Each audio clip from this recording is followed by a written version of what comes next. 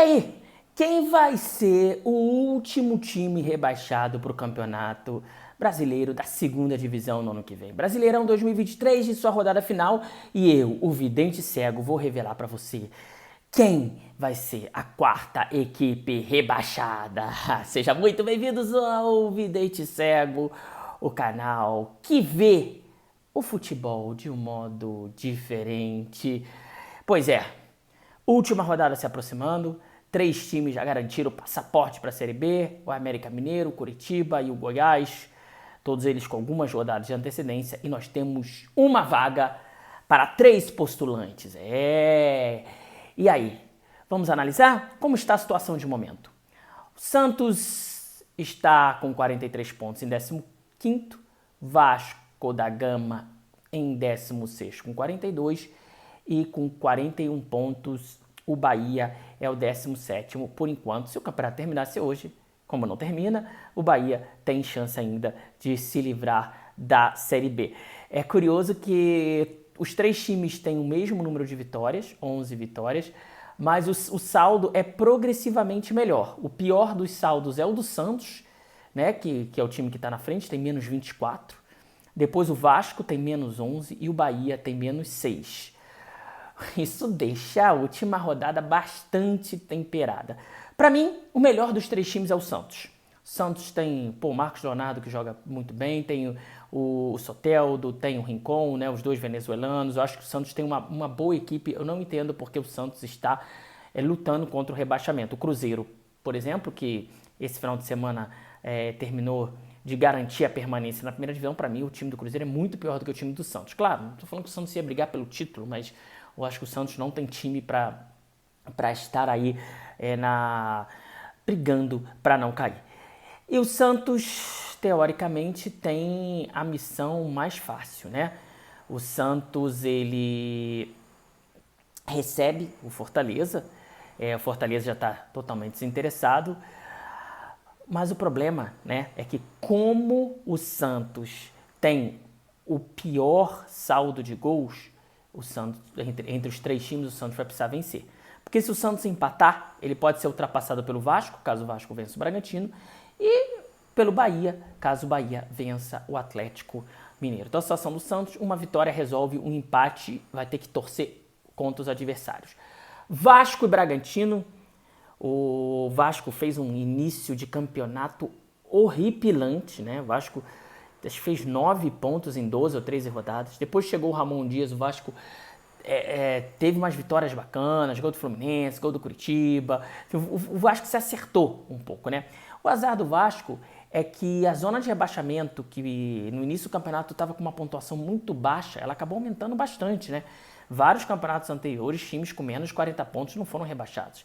Esse ano a régua está mais alta. Então o Vasco está sofrendo um pouco pelo início e um pouco porque depois de recuperação, mesmo com uma campanha que está entre os 5 primeiros do segundo turno, o Vasco corre risco de rebaixamento. Vai jogar contra o Bragantino, que é uma equipe que ainda está lutando pela vaga direta na Libertadores, mas além de tudo, acima de tudo, é uma equipe sem responsabilidades, né? Ninguém acha ou obriga o Bragantino a chegar em lugar nenhum, né? A Red Bull não comprou o Bragantino para ser campeã, ela comprou para formar jogadores e para vender jogadores. Então, o Bragantino ele está sem compromisso. Classificar para a vaga direta na Libertadores, ótimo. Se classificar para a Libertadores, ótimo também. Já está melhor do que o ano passado, que foi para a Sul-Americana.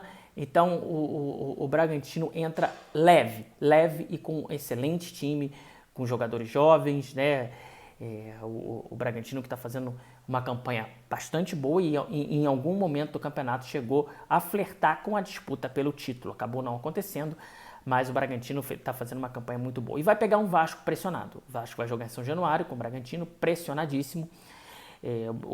Eu acho que esse jogo tem a cara do Bragantino, tem a cara do Vasco se desesperar e o Bragantino conseguir a vitória.